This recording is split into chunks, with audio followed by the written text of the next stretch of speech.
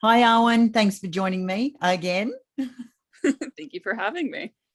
So, this week on a call with Ilka, I think it's an amazing story about you and your son and issues or challenges you had around food.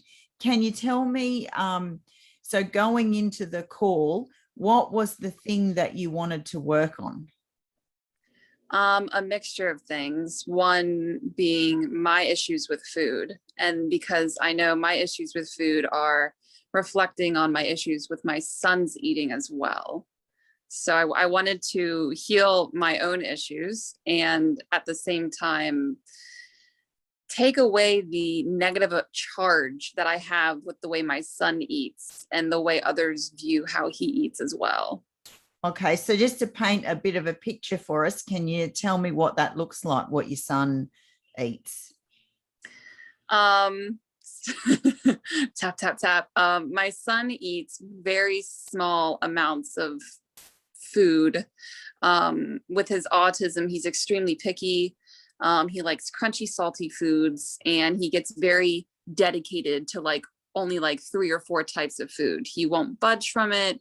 It's very stressful because I get very anxious about his nutritional needs, and he isn't underweight or anything, but from external forces, I'm constantly told like he needs to be eating better. He's not eating enough nutrition. And it always makes me feel like I'm not doing a good enough job as a mom. Okay, awesome. So that's the stress that you're feeling around what he's eating and then what other people are telling you he should be eating. Yeah, is that Yes. right? Yeah. Yeah. Okay, cool. So in the call with Ilka, when you went back into your own childhood, what did you find with your own eating habits as a kid? I had complete different sides of the spectrum with my childhood because when I was from 3 years old to about 10, I lived with my dad, and it was very strict, healthy foods. I didn't have a choice in anything I ate. It got to the point to where I would, how gross can I get on here? Yeah, go gross. Yeah. I would end up like getting so sick from eating the vegetables, I'd throw them back up onto the plate, and my dad would force me eat them again, even after I did that. Switched to after 10, I lived with my mom. I had free range. I got what I wanted. It was always pizza, chicken, hot dogs, frozen pancakes, you name it, I got it whenever I wanted. No vegetables, no fruit, didn't get that forced on me at all. So coming into now, I'm very like all or nothing, and I'm still trying to figure out how to balance that because I still have this negative charge with fruits and vegetables. I'm plant-based, so it's a bit interesting trying to work through all of this, still holding certain residual negative energy on certain fruits or vegetables from those times. And I've tapped through a lot of them already. There are still a lot to go through. And I think that also is why I don't force fruits and vegetables on my son as much. I still try, but I don't want him to have what I went through, projection, to like choke and gag. And I would never make him eat them again. But knowing that I had one parent who gave me no freedom of what I wanted to eat or not let me be intuitively eating my food versus my mom, where I went crazy, where I was like, I never got to eat any of this food before, I'm going to eat it all. And I got really sick and overweight and Right. all that jazz. So it's like anger towards my dad that never gave me the freedom, and then anger towards my mom that she gave me too much freedom, kind of thing. And during the call with Ilka, you were able to tap that down, tap those emotions down around those memories. Yeah, I was able to tap down most of them. There's still some to go because there were plenty of them. Tap down the anger and rage and change what food I was eating with my dad. And then with my mom, I know I was putting the love I felt like I wasn't receiving into that food. And so I put the love back into her.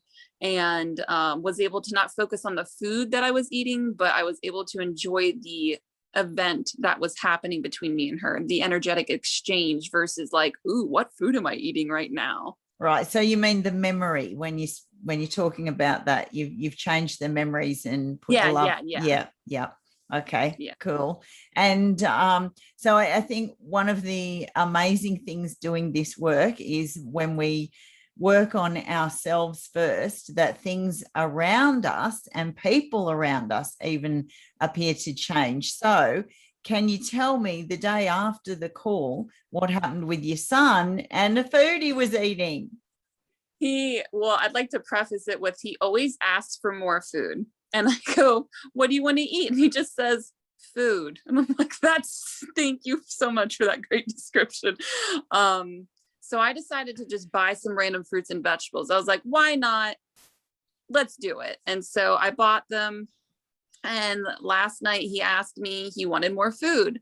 And I was like, okay, let me see what I can do. And I just decided, with no expectation, no anxiety. That's like the big thing. You don't have anxiety behind like, well, what if he looks at it and gets upset or anything like that? I threw these little carrot chips on a plate. I put the plate in front of him and I walked away, and I was just like, you can try these if you want. And he walked over, grabbed it and took a bite, and then he just started eating them. And I recorded it. I was like, holy crap. I felt like Steve Irwin sneaking up on an animal. Be like, watch as the little Bubby eats the carrot chips. I'm just like, I was just really excited. And even though after like 4 or 5 of them, he was done, that he had 4 or 5 carrots. Yeah. Like, he's never had carrots before. He was just like, what is this? I'm going to try it, which means he is open for the invitation of trying new things. It's all about how you present it. And as you change your own memories, the energy that you bring to when you give the option changes, because prior you would be stressed out about your own memories and all the times that you were presented this food with negative emotion.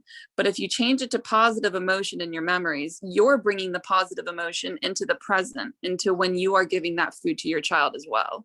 Yeah. So what would have happened previously? I know you mentioned it earlier, but when he asked for more food and he says food, and what was it looking like before you had the call with Ilka? He would say more food. I would say, what food? He would just say food. And then I would end up just going to grab his chips or his food pouches that he likes to eat. And then he would eat those. Then he'd ask for more food. And then I would try not to get in a little bickering fight with a 6-year-old, being like, you keep asking for food. I keep giving you all these options and you keep saying no. I would just get frustrated because it's like, I can't read his mind and he won't communicate what he wants for me or to me. So it was just a lot of frustration and feeling like I was missing this link between us that I just could not figure out. Yeah. Yeah. That's awesome. Such a good story. Such a good story. When we work on ourselves, stuff outside us changes. Yeah. Yay. Thank you. Thank you so much for sharing that with me. I'm sure that many mums out there will really resonate with the challenges around food with their kids. Yes. And the biggest thing to realize is it's a roller coaster. It's going to go up and there sometimes might be downs, but you just baby steps. This was a baby step. Tomorrow he might not eat them. It's okay. I'm not going to like force them on him, but he's trying new things. And the realization that if he's willing to try something new, that's a step forward. And there might be steps back, but we know that we're going to keep going forward with everything that we're learning. Every time we heal a memory, we are healing our future. And that with him, like, you're peaceful with whatever happens around food now. Yes. Most of the time, I imagine. Yes, there's most of the time. Still some tapping to do, and still some triggers coming up. But I know I can get through them. That's the important part. Yeah, awesome.